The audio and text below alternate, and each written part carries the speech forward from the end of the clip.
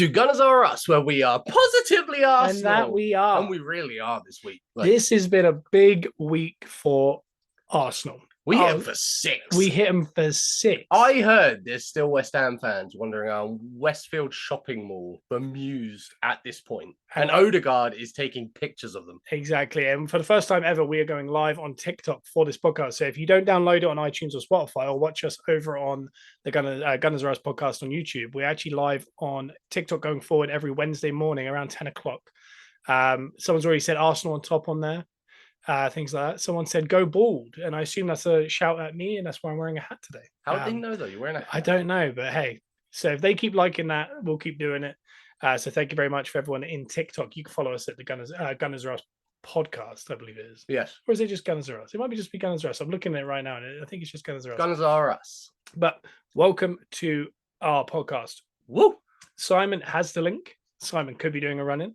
Simon could not be doing. That's the fun of the whole thing. Oh, we never know. We don't even know. He's going to do a run-in. We never know. That's the funnest part. But as far as the podcast today, we're going to talk a little bit about that 6-0 hammering of the Hammers.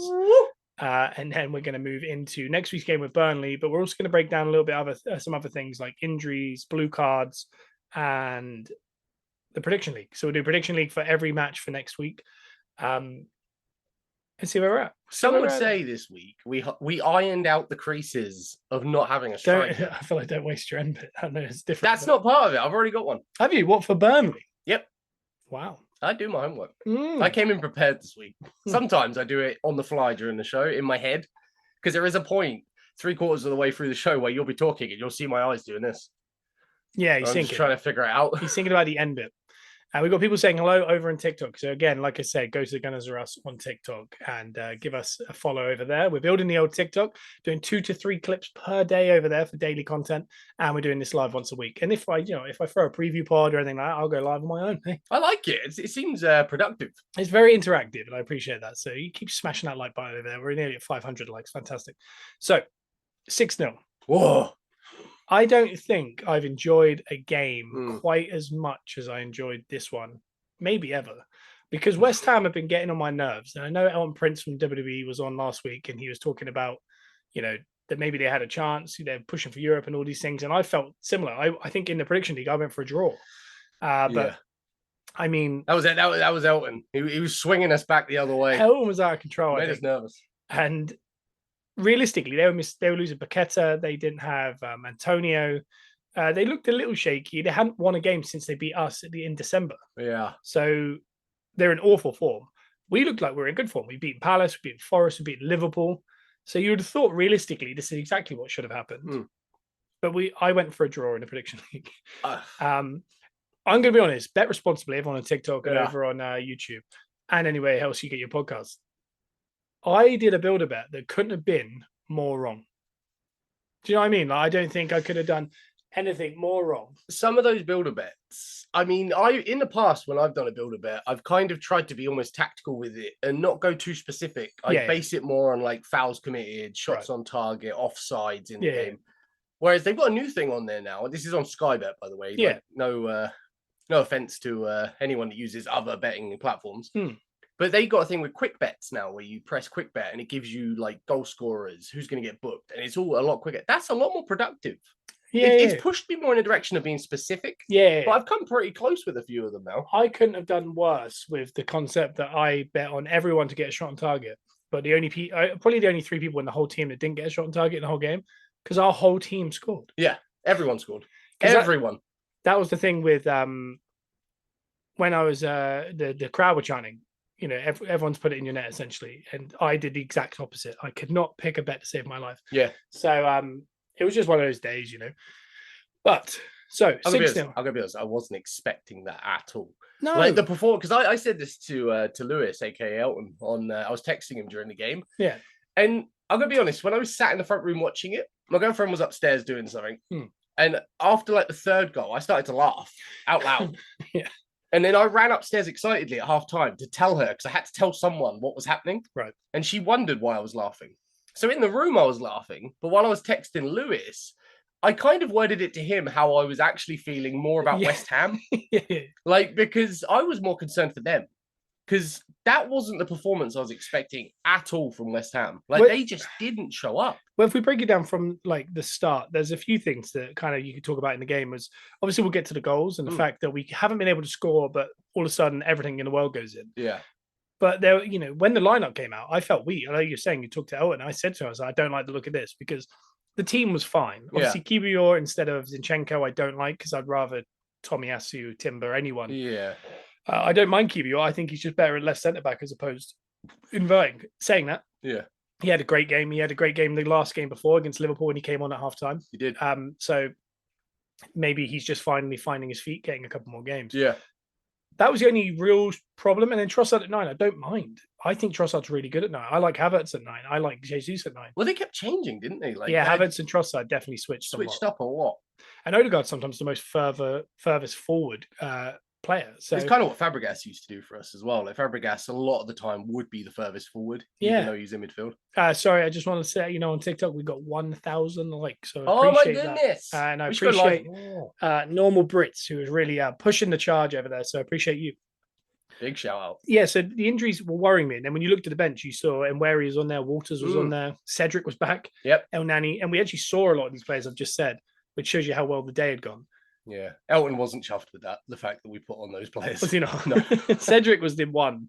Nweri I thought was fantastic, and I've been waiting to see him more because obviously he was the youngest player in Premier League history as of last year against Brentford away. 15 when he came. Yeah, and he's 60, only 16 now. Wild. It is crazy when you think how good he must be because not everyone gets that. Usually people go away or they come back at 20, these kind of things. To force him through to the first team at 16 shows you he must be a talent. And apparently from what Arteta said, all the players on the bench were saying, put Ethan on, and he just kind of succumbed to the pressure. And like you said, Odegaard was looking for him constantly. Yeah, I don't know what the heat map would have been, but I mean, he passed to him pretty much every time once he got on. And I guess that's a captain's role, isn't it? To kind of like get the touches, do these kind of things. Gets confidence. Oh, yeah, massively. He had a few, like you said, a couple shots he could have had it. He's obviously feeling a little bit like, okay, I'm new. I don't want to mess anything up. And Arteta hates people losing the ball, things like that. So, like stats. Yeah, I feel like that's exactly what it was. But I mean, when I looked at that lineup and I saw those subs, I just thought this could be tough because if this doesn't go right at the start, I don't know what we can change because it was just Eddie is essentially all we had on the bench that was of note. Yeah. And I just thought, I don't know how that's going to happen. The game started well. I thought we looked good, but again, at home against West Ham, I thought we looked good. Yeah.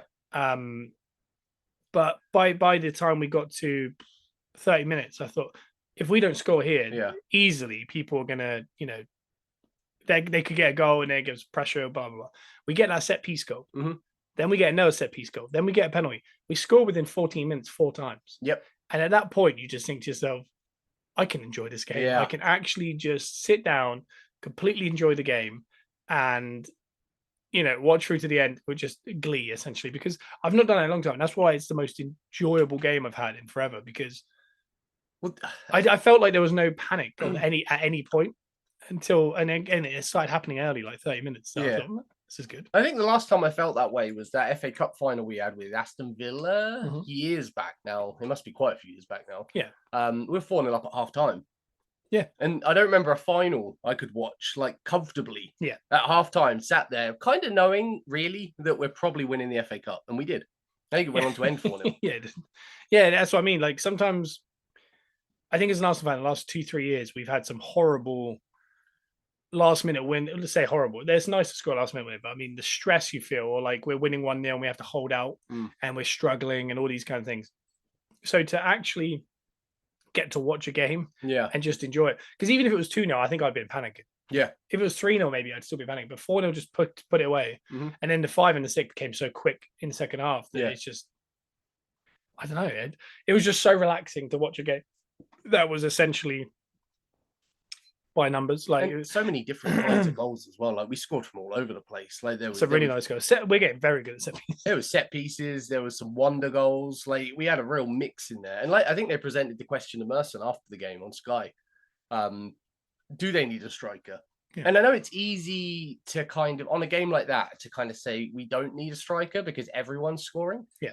But I do think that kind of covers up the cracks a little bit. I think we still do need that striker, because there's going to be games not like that. Yeah. Where we're going to need someone who steps up and just scores at will. Yeah. Well, it'd be embarrassing to say that they tried a low block. It wasn't a low block. I don't know what it was. And again, when the fans left, I'm very much, if I went to a game, I would never leave early, no matter the score. Yeah. But I don't also go to games often because I can't. Mm. If you're going weekly, mm-hmm. for example, if Arsenal be losing 8-2 to Man United, what I'll do is I will watch and take my medicine, and I'll watch till I can't leave the room until full-time whistle's gone. Yeah. That's just the way I am. Yeah. I'm not keen on people leaving early. No. West Ham were leaving in the first half. Mm-hmm. But again, we did have 4 goals. Yeah. I'm not against them leaving on this occasion because even though I'm not a West Ham fan, there was a lack of effort. There was, yeah. So you can get beaten, like we got beaten 2-0 at home to West Ham. Yeah. We were so good that day. Yeah. And fans started to leave on like 88 minutes or whatever. That's a tough one because 88, it's near the end anyway, and we'd lost. But it was a lack of effort. They weren't secure. There was not a low block. They weren't defending for their lives. You couldn't see what they were even trying to do. No, and that's odd for a Moyes team and a West Ham team. And it just seemed a bit. The one thing I expected was organisation, and they were just the opposite. So the idea of them just, I get why they left because it just looked like they weren't trying and they were never going to score. Yeah, and that's not the only thing that's really not acceptable in football. Really, to be fair. Yeah. Other than that, we were talking about the lineup. Yeah. The reason for that lineup is injuries. Yeah. And we've kind of been hit by injuries without kind of realizing we've been hit by injuries. Yeah, it hasn't really been talked about. We've got 2 long-term ones in Partey and Timber. Timber is brand new to the group, but looked really good. And we all know Timber's a very good football player. He's a big new signing. He's a big new signing, and he was going to play a lot of football this year over Zinchenko. He's been out, obviously, all season. Partey's been out all season, and he was our main number 6. Obviously, we've ended up with potentially the best number 6 in the league in Rice. But I mean, that's too massive. Like if we'd missed Partey for long periods last year, which we did, we flopped. On top of that, the person who makes our whole team tick best is Zinchenko. Yeah. He's now out. His backup that we're all happy with is Tomiyasu. He is out. In midfield, if Havertz can't play left 8, we all want Smith Rowe to play there. Yeah. He's out. If he can't play there, we'd have Vieira play there. He's out. We need a number 9 in the summer, but already got a number 9. Yeah. His name's Jesus. He's out. Yeah. So when you start to look at it, you start to go, God, where is that depth here? Because that is your centre forward, your 2 substitutes for left 8 and right 8. It's your number 6, main number 6, who was supposed to start the season as a number 6 with Rice as a left 8. Yeah. But he can't. We got our left inverted fullback in Timber. Yep. He's out. So Zinchenko's having to play it, who's very good. He's out. And then we got the third choice in that position is Tomiyasu. He's out. And again, all of these guys play across the centre backs. If we need it. Yeah. And again, if we're one sleeper injury away from Kiwior going there, and then having no one at left back, we're missing our spine plus our backup spine. Yeah, it's very odd. And we're kind of quietly doing it because I mean we had no Martinelli, Saka, Partey, Timber, all for City at home, and we won that one. Yeah. So the benefit from last year to this year is that maybe we are slightly better equipped because the minute we lost Saliba last year, the whole thing folded. Yeah. Whereas this year we've dealt with like at the start of the season, people thought we hadn't an injury. We had a lot of injuries. Yeah. But I think we were just dealing with them better. I think now our depth's gone, but our first team's there, nearly our first team. And if one, like I said, I think we're just it's paper thin. We're running a line right now that is very close to kind of, I don't know, falling into a situation where you just go, this isn't good. I think the one thing that annoys me the most is it's the lack of, I know it's a bit too early to do it, but credit on Arsenal for what they are achieving. Like with, like you say, the injuries, the stats we're putting down, the XG, the not conceding chances against us. Yeah. Like there's so many little things. Saka is like we've said this before, but Saka sums up Arsenal. Yeah. No one's noticing what he's actually doing. No. And how good it actually is. Yeah. And no one's really talking about it. Everyone knows he's good, but no one knows how good he is. Whereas like everyone knows we're good, Arsenal, but no one knows how good exactly we are at this point in our build, to what we're working towards. It's interesting. I saw a stat that was played the same amount of games as last year at this point. But last year we had, I think it was 24 goals. That doesn't seem right, is it? 24. I think we played 24, isn't what it is. Yeah. All I know is this. We've scored one more goal than we have at this point last year. Okay. Now. Wow. And we've conceded 1 less. Mm-hmm. So our goal difference is better by 2. Yeah. Considering this is the team that everyone's saying is not as good going forward as last year. Yeah. That's quite interesting. Yeah. That we scored 1 more goal. I do also think it's been inflated by a 5-0 and a 6-0 in the last couple of weeks. If they were just 2-0 wins, yeah, we would be 7 or 8 behind. So I do think we puffed up something that now looks better. I do think there is a slight. We don't go forward as well because we're so good at defense. But I think these scorelines help a lot, though. Like, obviously, you have to throughout the year. Like, you have to have a few of these, and we haven't been having these. Not just for us, not just for goal difference, and not just for morale and confidence and things like that. Yeah. It's also scorelines like this get people actually saying how good we are. So it's like we have to go above and beyond to get the credit. Yeah. I mean, I saw what's his name? Man United guy. His goal. No, the Neville. YouTube. Oh, Goldbridge. Manchester United. He was bigging us up off the back of this game. I quite like him. He talks nicely about I like Goldbridge a lot. Yeah, but he was really bigging us up. And I've seen a lot of talk on like TalkSport. I think Danny Murphy on TalkSport has backtracked on what he said about Arsenal. Yeah. So scorelines like this do help the overall perception. Because I've said it before. I like watching our games because, like we said about West Ham, they didn't put the effort in. I like seeing us put the effort in, whether we win or lose. Yeah. But when we get these score lines, it makes people who aren't watching our game kind of go, whoa, okay, Arsenal are something. Yeah. As opposed to like a tighter looking game. Yeah. But yeah, I think things like this, these games are this one was very similar to the Crystal Palace game. Yeah. It was very tight at the beginning. We had the ball a lot, but we just couldn't break through. And it took a set piece to open up the can of worms. Yeah, it did.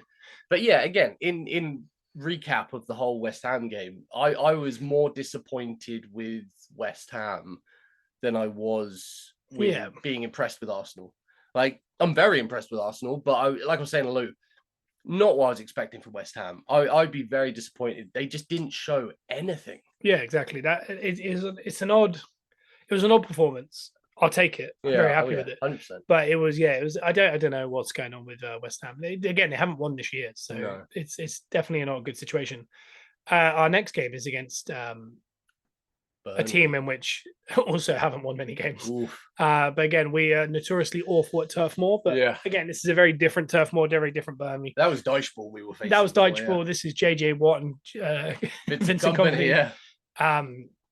I know over on TikTok we got someone here, Ash, saying no one's impressed with Arsenal. I appreciate it, Ash, and we'll have to see, won't we? Do you know what I mean? So we'll have to make them impressed. We'll have to force it.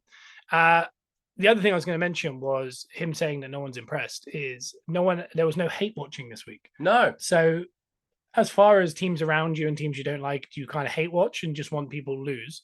No one lost. No. It was par for the course. Everyone won. Cracked on. Tottenham scored a really late winner against Brighton. Yep. So late that the Gillette had finished. And moved to a different channel. You have to go to teletext to find that. Yeah. Brighton was, if you're defending a 1-1, they had 2 players back with a 4-person counter attack. They're just a bizarre team.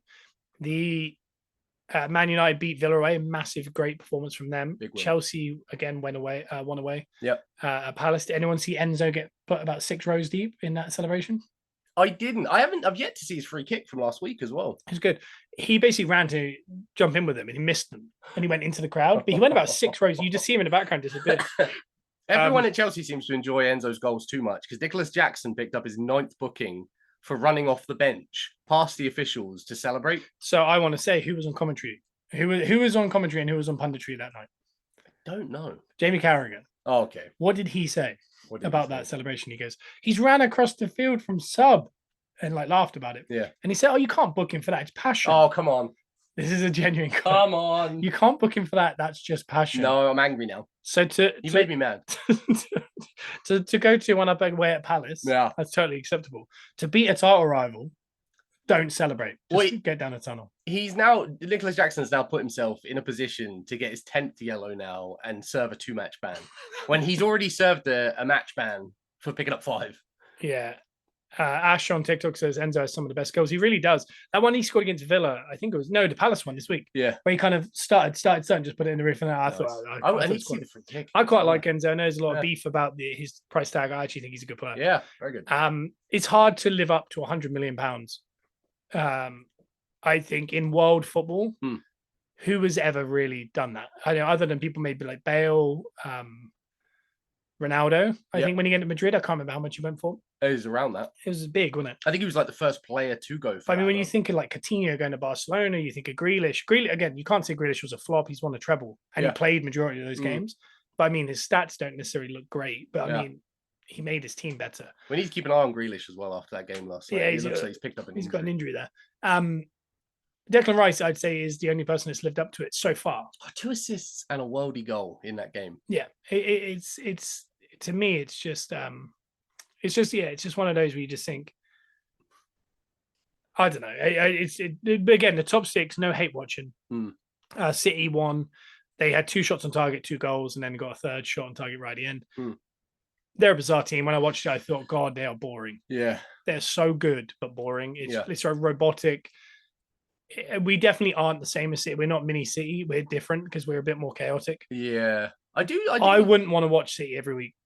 I'll say that if I was a fan. It'd be nice to win a treble. Yeah. But if you remember under Emery, we played football that was very boring. Oh, yeah. And we won a lot of games. Yeah. I couldn't stand it. I'd rather lose. It was just so hard. When you're watching it week to week, you don't want to see bad football. It's just so... Not that it's bad football, it's just boring. Yeah, it's very... Safe option, then you do something. I do like... One thing I do like about what they do is the way they move the ball. Yeah. They move the ball very quickly. But they didn't in this game in the first half. No, they were very slow to get going. That's what changed. And it was very side to side. But I do respect the speed at which they'll disperse the ball from side to side, back, forward. The speed and urgency at which they move is what I enjoy the most about them. But as far as hate watching, we'll get to the Premier League preview part of the pod in a second, and we'll see if maybe next week we will get some hate watching. Will it be Arsenal? Will it be City? You know, City got 2 games. This is their game in hand. So we do, as an Arsenal fan, as a Liverpool fan, you might be looking out and thinking, we need at some point them to draw. Yeah. They've won, I think it's 11 in a row now in all comps. Yeah. That's a worry. And they did half of that without De Bruyne and Haaland. But yeah, so Arsenal got some injuries. We're hearing reports that by the end of this month, everyone could be fit. And again, that's provided that no one currently who's not fit doesn't get unfit. Yeah. And anyone who is about to be fit doesn't have a setback, which, for example, Timber, he's come back from an ACL. I can almost guarantee you he's going to have a thigh or a hamstring injury within the first couple of weeks of him playing. Because that's just kind of what happens with... Everything else overcompensates. Yeah, because when you have an ACL repaired or a knee repair, you get a lot of injuries because it's just...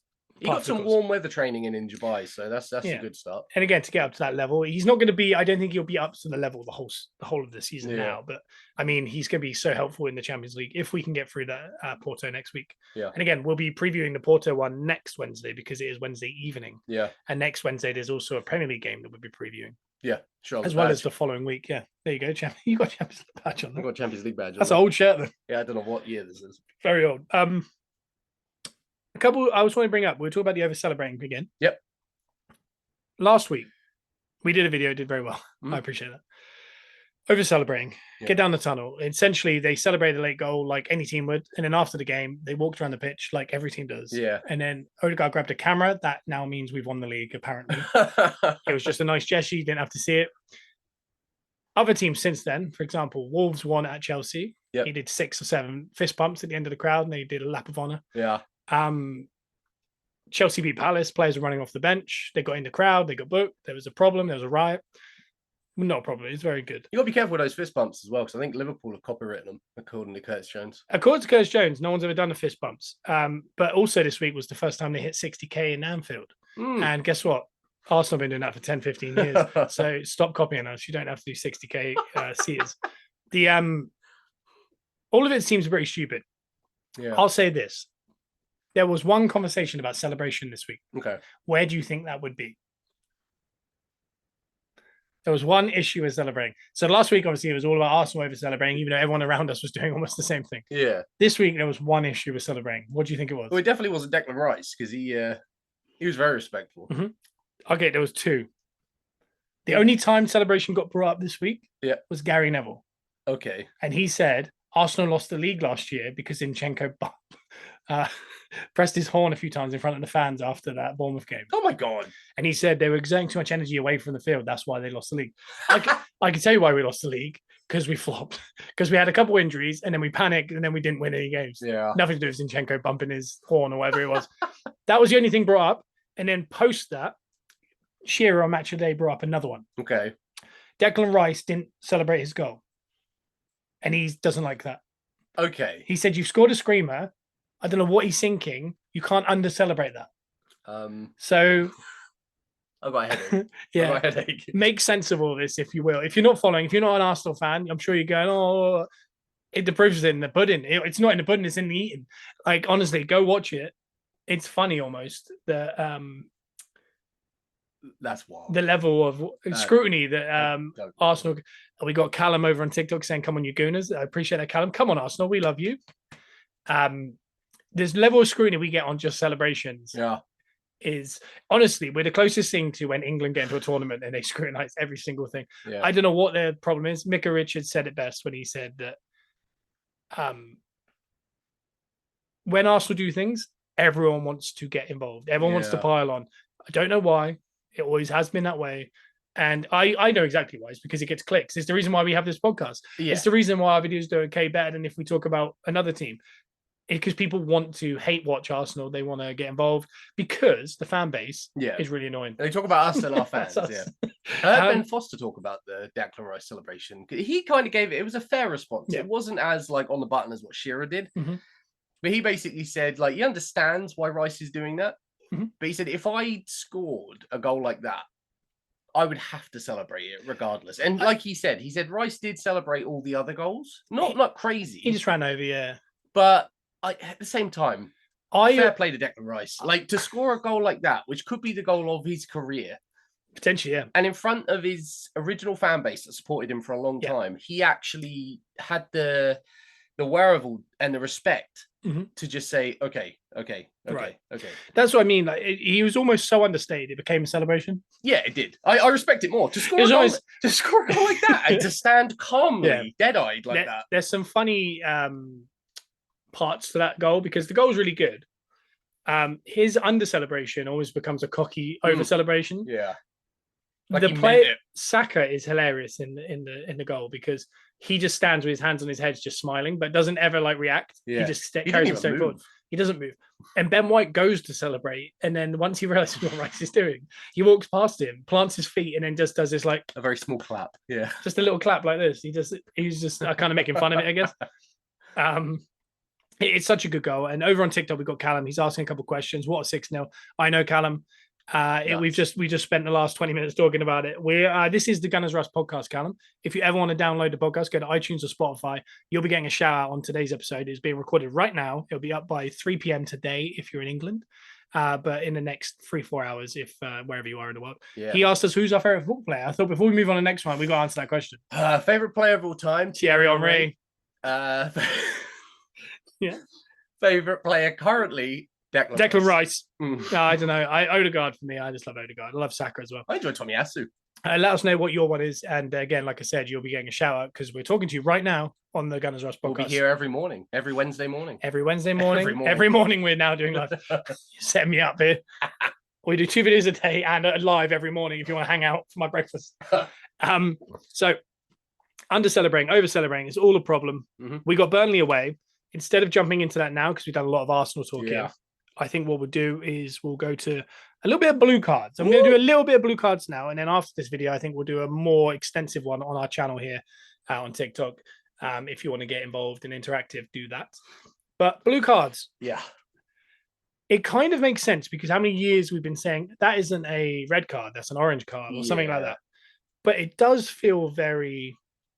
They have to trial it so much before they ever bring it to that level of football because people are going to abuse it. That's for sure. Yeah, they're going to use it to their advantage and like hack someone down and then sit out. You change formation for 10 minutes, accepting that that's the fate, and then Casemiro will get 6 in the game. Yeah, and that'll become a problem. I don't like the idea. I just think refs need to be better. This weekend, I thought there was some really bad decisions again. Okay. I don't know if anyone watched the Forest game. I didn't see much of it. At 2-2, Forest went through. The defender clips the forward, but then the forward carries on. Dubravka then lifts his arm. Yeah. And if you imagine you're trying to hurdle something, and then someone does this. Oh yeah. Like just so you can't put your foot down. You end up doing that weird like movement, and he land. He did that basically. Okay. He extended his arm and stopped him, and when he hurdled, he clipped his thing, and he couldn't get his foot down, and he fell. If he lands normally, he passes it into an empty goal. Yeah. No penalty. Checked VAR, no penalty. Whoa. It's pretty much what happened with Saka, but a little bit closer to the goal. Yeah. It's like when someone slides in, but they don't take the ball or the player, but the player has to then jump. Which you're impeding them. Yeah, illegally impeding. It's impediment, no matter what. Well, this is it. But that is also what brings you to why people have to go down, and people complain about players going down. There's a reason they go down. It's to show the ref they were impeded, because things like this happen, where obviously he stumbled anyway, but you have to go down to show the ref, because the ref isn't going to give it unless you're down. That's the thing, and that's what I mean with blue cards. I just think we need to master actually getting decisions right before we move into blue cards. I think to take it back to Ben Foster again, what he said is a lot of it's going to be used for dissent. Yeah, on the referees, which they were very against the idea, because they feel the referees should be just stepping up and cutting down on dissent a lot harder, not just bringing in like a sin bin rule. Yeah, that's. I think. Master what you got before you start adding to it, and they haven't got anything down. I mean, as far as we got video technology, and they're still getting decisions madly wrong. So when you think of that, it's like, what are we doing? Like, what are we doing? We'll talk a bit more about that on our TikTok. So again, like I said, go follow that Gunners Rust podcast. Last week's prediction league, Joe got 5 out of, I think it was just 10, wasn't it? Yeah. Simon got 3, and I got 2. So Simon's now on 92. I'm on 101. And Joe's on 106, so he's flying high across the board here. Let's go. We have 11 games to preview. There is 12 in this match week if you're doing fantasy football. The next year, what we'll do is we'll do a Gunners Rust podcast league, and try and get that together for any viewers and listeners or whatever it is. I like that. And maybe we'll do a prize or something for the winner on the podcast. I like the interactivity. Yeah, exactly. Everyone's involved. We're all here. Hey, it's like we're back on TWS. So we've got 11 games. Next week, we'll be previewing. There is one extra. It's a Liverpool game on the Wednesday. It's the last of the match week. Yeah. That same night is the Arsenal-Porto game. So next Wednesday, we'll be previewing that one game, plus Arsenal-Porto, then the whole weekends of football action. Nice. So there'll be about 11 Premier League games and one Champions League game that we'll be talking about. And hopefully talking about a win against Burnley. So we're going to... I don't think we'll start there. We'll just start at the beginning of the week. We've got Brentford, Liverpool at midday on Saturday. Okay, fun. That's a fun game. I like that. Brentford are not in form, but Tony has definitely helped them. Mope will get it up you as well. Mope will get it up you. I'm going to clip that. So I don't know how far into the podcast we are, but I mean, it's somewhere. I don't even know if that's recording. I'm going to be honest. What happened with that then? I don't know. Let's just hope it's recording. Yeah, Mope will get up you. He will, yeah. But Tony is just, Tony is a real good level. The reason I laughed was because it wasn't. But you do a double recording just in case it don't record and it's not recording. So hey, you may never hear this. So maybe you had to see this on TikTok. All of you saw this. No one else. Maybe that's the case. So Tony's definitely improved them. Yep. I genuinely, this is a hot take. I don't think Liverpool are as good as people think they are. They are very similar. I take that back because people are going to jump on me. Similar to Man United in the sense that I'm not that impressed, but they win. I can't. Yeah, and that's a talent. You can't see what they're doing specifically. No. But they figure it out. Man United very much, I feel, no offense to the Man United team of the 90s and the 2000s. Yeah. But a lot of the time they had that vibe. Like I couldn't tell you what they were doing. Yeah. But they knew how to win. Yeah. I know what you mean. It's a weird. I don't know. Liverpool, I think, just quite chaotic. They're quite hard, fast-paced. Heavy metal football. Yeah, it's exactly what it is. And Brentford will be tough for them. Midday, we've got Calvin Cully over on TikTok saying, hello. So I'm going to start off. I think this could be a draw. I think it could be a Tony goal and a Jota goal. I'm going 1-1. What are you thinking? A draw is a fair shout. I'm going to go Liverpool. Okay. I think Liverpool will just figure out how to win this one. I think I'm going to say 3-1. 1-3. 1-3 to Liverpool. Yeah, I think it'd be a good game. I think this past weekend I wasn't chuffed with the TV game. Yeah. It wasn't the funnest day, if you know what I mean. No. So it didn't help that City's game at midday could have been good, but it was just dire to watch. It just was, there wasn't anything to it. The Sheffield United Newcastle game ended up better than you expect, kind of thing. Yeah. But I don't know. And then the weekend we had Arsenal, West Ham, and then Villa, Man United. It kind of on paper, half of it looked good, half of it didn't, and then it just kind of half delivered. I guess 6-0 even for a neutral is quite good. That's a wild Sunday afternoon, those. So we're on to the 3:00'ers. The 3:00'ers, there's a lot of them this week. Yeah. I believe there is 5. Get your accumulators on, lads. Bet responsibly, but if you're doing your accumulators, get in your accumulator feels. The first one is Burnley at home to Arsenal. I don't know why, but I'm glad this isn't on TV. Yeah. You know, all the cameras at Turf Moor, Arsenal upset, Vincent Kompany finally getting back on track, this kind of thing. I don't like the look of this. No. I know Chelsea and other teams have gone there and they won like 4-1. Yeah. They're not the best. In reality, I think they're the worst team in the league. Yeah. They're not what you expect from Burnley in past years. I do like the route they're heading. Do you remember us playing them at home? I don't have any recollection of playing them. I think I thought about this weekend and I was going to ask you. Did this happen? We would have at some point, but I just don't remember it. Away from home is the only thing that worries me. Yeah. The way we're playing, I don't think I think Tommy is potentially available now. Okay. But I think you'll see the exact team that just played this last game. Yeah. If everyone is fit. Also, it's a short week. So we've got Burnley, then we've got Porto away. Yeah. And then we're home to Newcastle, I believe. So it's late Saturday. Yeah, it's a 7-day stretch there. That's a little bit. It could be dicey. There's a lot of footy. It's 2 away games and then coming knackered back to a home game against a big team like Newcastle. But as far as the Burnley game, I hope we can win this 3-1. Yeah, I could see us conceding. It depends on the crowd. Because I can imagine them getting up and we're just struggling. Yeah, I'm going to go 3-1 because I'm wishful thinking. What are you thinking? I would normally go for the classic 2-1 Arsenal here, but I think we're going to carry the momentum, and I think it's going to be 4-0 Arsenal. Honestly, love that. I think we will. I think momentum will continue. This is a perfect game to go to off the back of what we've just done at West Ham, because away to West Ham is like one of our toughest away games usually. Yeah, exactly. And to do that, I think if we do stick with the same team, I think it'll be the same all over again, but it'll be 4. Wow. I'd love it. That's a 5-0, a 6-0, and a 4-0 all in the space of about 4 games. I think I saw in London in the past 3 appearances, we scored 14, conceded 1. That's crazy. Have you seen the video I sent you of the 2 shots on target we faced in the last 2 games? No. It was all the shots faced in the last 2 games for Arsenal, and it was just 2 little shots. And that was the end of the video. I'm definitely clipping that. Where are we at? I don't know. I don't know, Joe. We're free balling. We're free falling. Go. See you later, Calvin. Thank you for joining us. We're the Gunners Rust podcast on iTunes and Spotify. Give it a listen. We'll give you a shout out. Thank you, Calvin. And obviously, Arsenal class from user 9637677. No, I'm kidding. But hey, I appreciate it. Don't ring that number because that's private. Next game is Fulham at Villa. Fulham v Villa. Yep. So it's at Fulham. Fulham with a big win at home this past week. Yeah.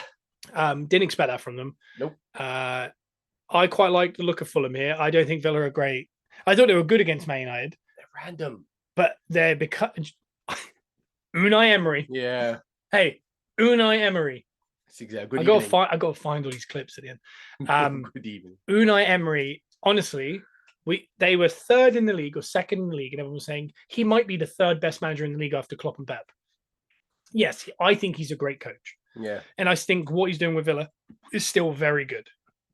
Here's the issue. When we had him, he went on a 27-game undefeated run. Yep. As Arsenal fans, we all went, we're awful, though. Yeah, it didn't look good. We weren't happy with it. We were like, we'll take the wins. And what he did was he got us into about 3rd. Yeah. And then in the last 10 games, all he had to do was win 3 games. And we would come top 4. Yep. He lost 9 out of the 10. Yeah. He didn't. The players did. Yeah. But there's something with that. And then what's happening now with Villa is they're up there. Everyone's like, they could win the league. This could be Leicester. And then Unai Emery happened again.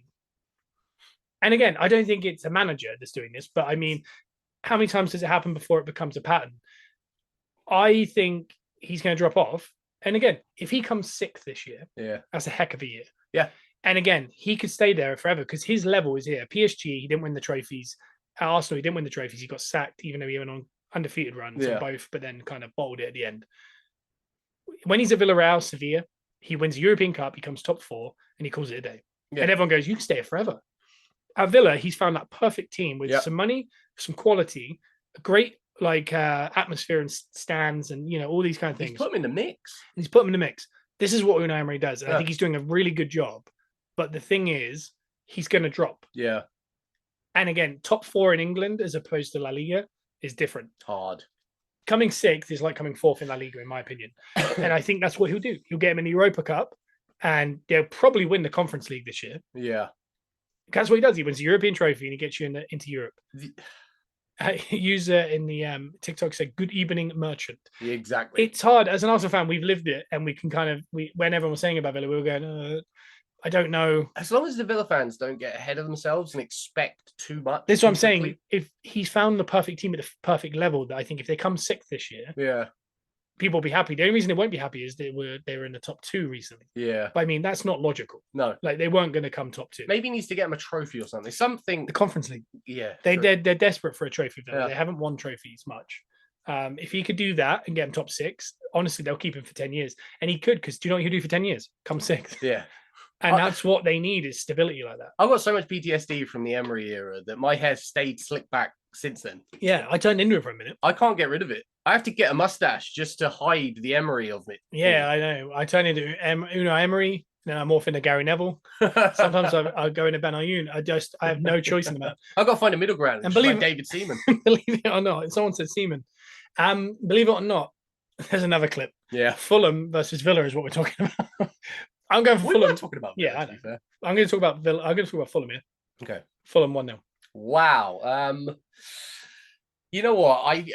Villa are very on and off, but I think Villa should beat Fulham. Okay. I think they should. I know Fulham are also a little bit on and off, but they are semi-consistent at where they are. Oh, I don't know. I'm going to say Villa are going to win this 2-0.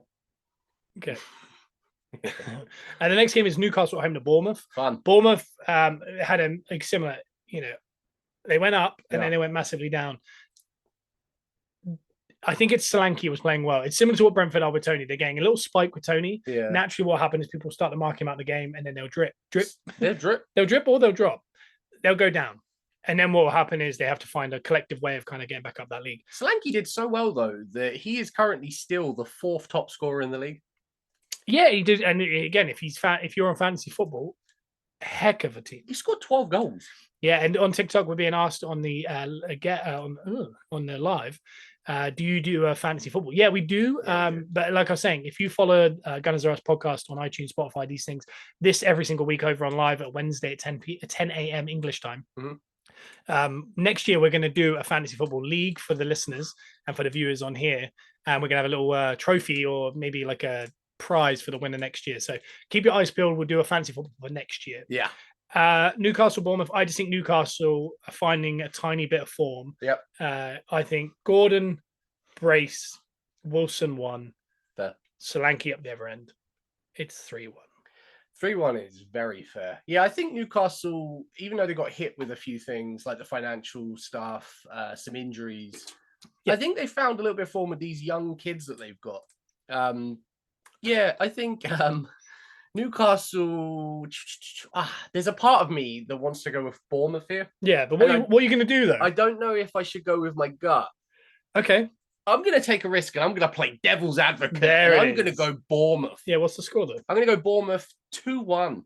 1-2. I've gone with my gut there. I could be very wrong, but I'm doing all right. The next game is Forest, the best counter-attacking team in the league, according to us. Yep. Versus West Ham. Okay. I genuinely feel strongly about this. Forest are going to win this. Yeah. Forest are going to win this 2-0. If that West Ham turns up again, which is very disappointing for West Ham. I think if they lose that handily, like a 2 or 3-0, no goals, Moyes could be in trouble. I think based off of I know the players were the ones that did it in our game, not necessarily Moyes. Yeah. But again, Forest are winning this. Forest, I'm going to say... I'm going to go with what you said. I'm going to say it's going to be 2 counter-attacking goals. But that's if West Ham do actually do some kind of low block. I don't know. Here's a thought. So what's the score? 2-0. Okay. Here's a thought. Man United got rid of Elanga and replaced him with Anthony for 100 million. Do you think that might be the worst? Yeah. That's it. It's just the worst. Okay. Anyway, the next game is Spurs versus Wolves. Spurs, like we say every time, not great at home. No. Definitely struggle. Definitely win a lot of games post 90 minutes. Sheffield United this year, Brighton this year. They've also lost 4-1, 4-0 at home, I think, to Chelsea. Yeah. Spurs are a weird team. Yeah. They're coached. Here's the hot take of the podcast. TikTok, everyone. Clip it. Ange isn't good. Ooh. He's a reckless manager. And I'll say this, if he was Arsenal manager, every week they would do a 6-hour, breakdown of how bad he is. Oh my goodness. They would, yeah. It's fact.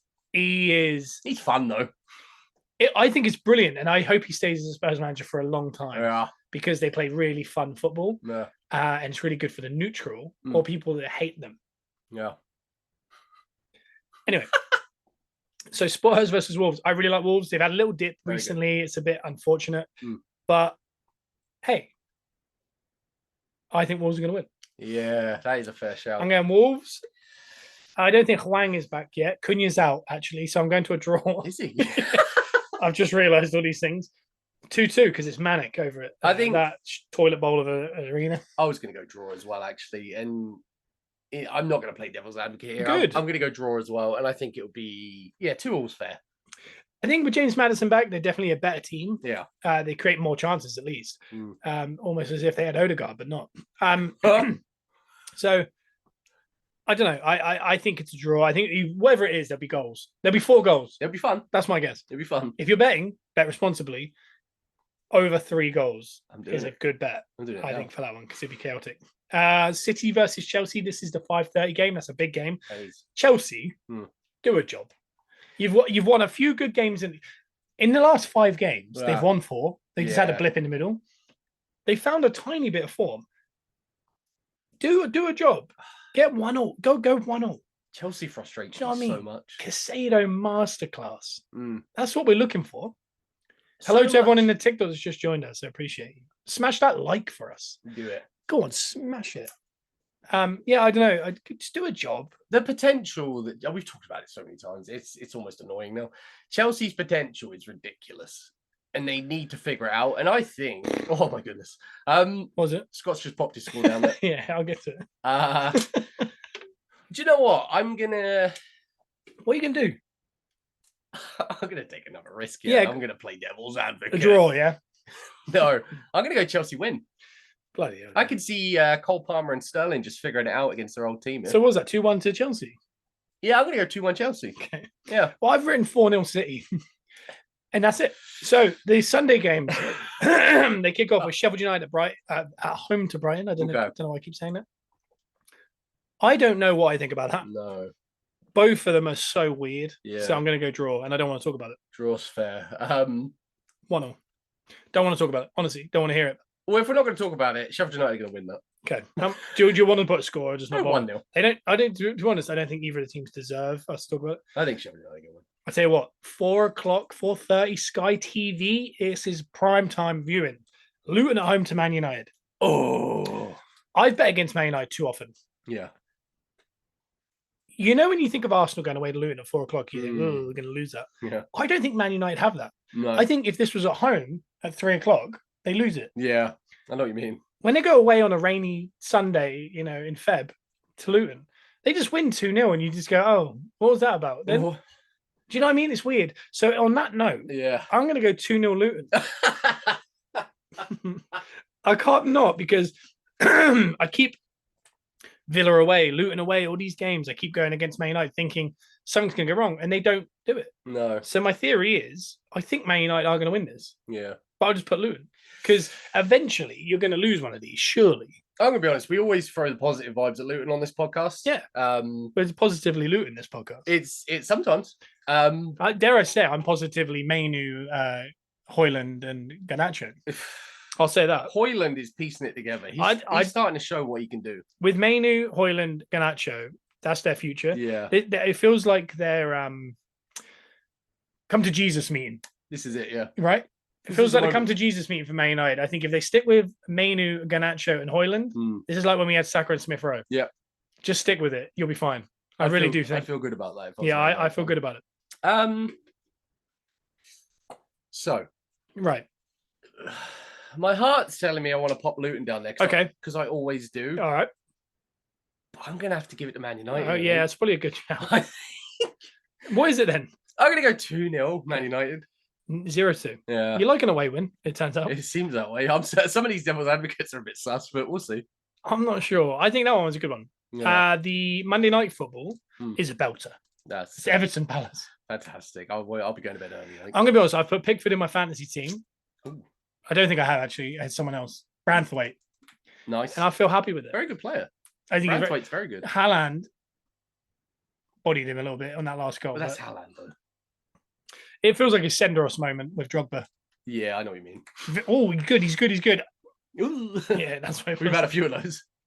He's had his Senderos moment. He's had his Senderos moment.